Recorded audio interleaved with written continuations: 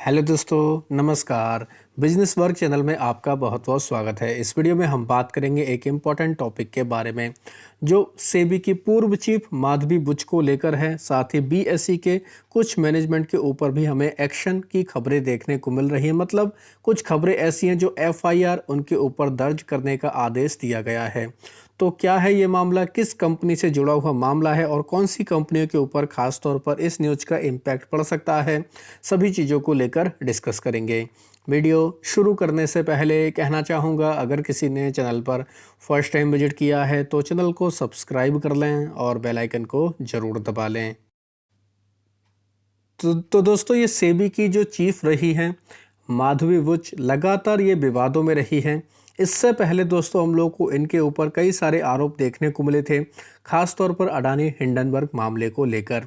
अब ये फिर से दोस्तों हम लोग को विवादों में देखने को मिली हैं। हालांकि 28 फेब को इन्होंने अपना पद छोड़ दिया क्योंकि इनका कार्यकाल कंप्लीट हो चुका था। तो अब जो हमें न्यूज़ देखने को मिली दोस्तों, वो काफ़ी इम्पोर्टेंट खबर है। कोर्ट की तरफ से कुछ अनाउंसमेंट देखने को मिले हैं। मुंबई की कोर्ट की तरफ से कुछ बड़े दोस्तों चीज़ें देखने को मिल रही हैं। उन्होंने आदेश दिया है कि इनके खिलाफ एफआईआर दर्ज की जाए। तो दोस्तों खबर क्या है, आप लोग खबर देख सकते हैं। मुंबई की स्पेशल एंटी करप्शन कोर्ट ने सेबी की पूर्व चेयरपर्सन माधवी पुरी बुच के खिलाफ एफआईआर दर्ज करने का आदेश दिया है। आरोप क्या है दोस्तों, शेयर मार्केट फ्रॉड और जो रेगुलेशन थे उनके उल्लंघन का इनके ऊपर आरोप है। इन्हीं के साथ साथ बीएसई यानी कि बॉम्बे स्टॉक एक्सचेंज, इनके दोस्तों कुछ मैनेजमेंट के ऊपर खासतौर पर देखा जाए सीईओ और दोस्तों हम लोगों को और भी इनके चेयरमैन का नाम भी देखने को मिल रहा है। इनके खिलाफ भी एफआईआर दर्ज करने का कोर्ट की तरफ से आदेश दिया गया है। मामला किस चीज़ से जुड़ा हुआ है दोस्तों, देख सकते हैं। एक कंपनी थी दोस्तों केल्स रिफाइनरी, 1994 में हम लोग को इसकी लिस्टिंग देखने को मिली थी। इनके ऊपर आरोप है, यानी बीएसई और सेबी के ऊपर ये आरोप देखने को मिला, यानी कि ये जो एक्स चीफ देखने को मिले इनके ऊपर ये आरोप देखने को मिला है कि दोस्तों जो रेगुलेशन हमें देखने को मिले थे यहाँ पर दोस्तों लिस्टिंग को लेकर कई सारी चीज़ों का उल्लंघन किया गया था। तो ये सारे आरोप हमें देखने को मिले हैं। इस वजह से दोस्तों कोर्ट की तरफ से जो कोर्ट में कंप्लेन फाइल की गई, उसके बाद जांच पड़ताल करने के बाद दोस्तों इनके खिलाफ एफआईआर दर्ज करने का आदेश दिया गया है। अगर मोटे तौर पर नाम देखा जाए तो एफआईआर में 6 लोगों के नाम देखने को मिल रहे हैं, जिनमें सेबी की पूर्व चीफ माधवी बुच, इनके अलावा सेबी के whole time member Ashwini Bhatia का भी नाम है। इनके अलावा सेबी के whole time member Anant Narayan का नाम है। सेबी के whole time member Kamlesh Chandra Varshney का भी हमें नाम देखने को मिल रहा है।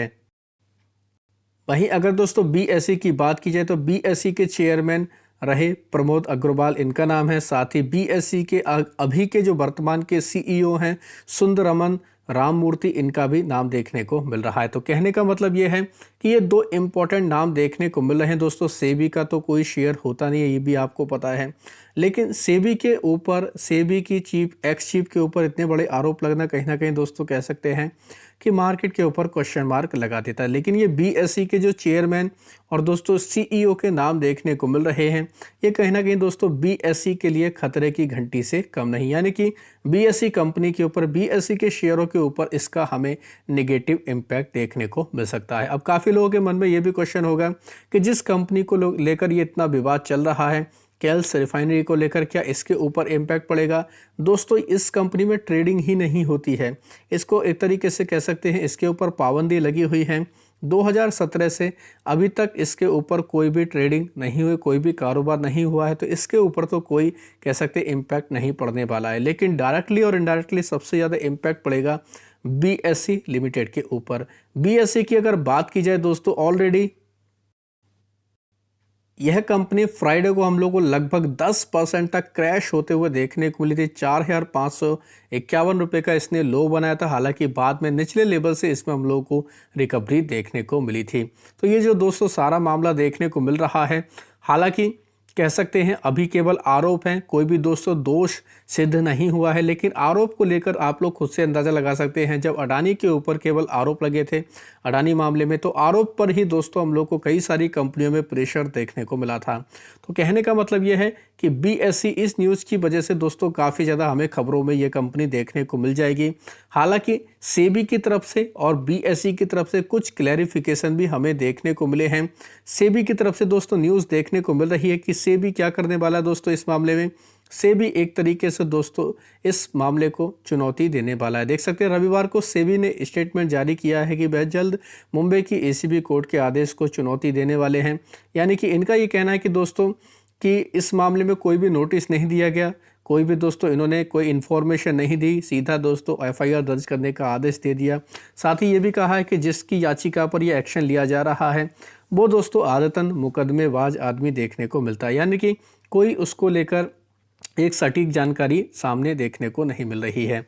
तो ये अभी कुछ फिलहाल हमें डेवलपमेंट देखने को मिल रहे हैं। हालांकि बीएसई की तरफ से भी दोस्तों इसको लेकर क्लैरिफिकेशन देखने को मिला है। तो आप लोग देख सकते हैं 2 मार्च को ही दोस्तों कंपनी यानी बीएसई की तरफ से दोस्तों ये लेटर हमें देखने को मिला है। ऑफिशियल वेबसाइट पर भी जाकर आप लोग चेक कर सकते हैं। इन्होंने दोस्तों ये सारी चीज़ें बताई हैं कि कंपनी के एमडी एंड सीईओ के ऊपर जो सारे ये आरोप लगते हुए देखने को मिले। साथ ही ये एक्स चीफ यानी कि सेबी को लेकर भी इन्होंने बातें कही हैं, जो केल्स रिफाइनरी कंपनी की बातें थी 1994 में लिस्टिंग को लेकर।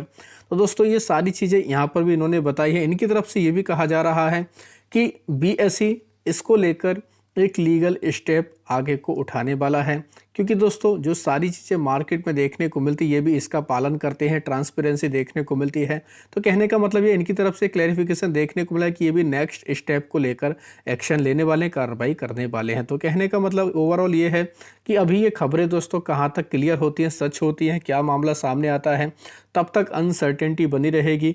तो बीएसई की कंपनी के ऊपर हम लोग को काफ़ी ज़्यादा इम्पैक्ट भी देखने को मिल सकता है। तो आप जरूर चाहें इन कंपनियों को डिटेल में जाकर अभी स्टडी कर सकते हैं। तो आशा करता हूं दोस्तों आपको ये वीडियो अच्छा लगा होगा। वीडियो अगर पसंद आया तो चैनल को सब्सक्राइब कर लें, बेल आइकन को दबा लें, ज़्यादा से ज़्यादा लोगों में शेयर करें। धन्यवाद दोस्तों, बाय बाय।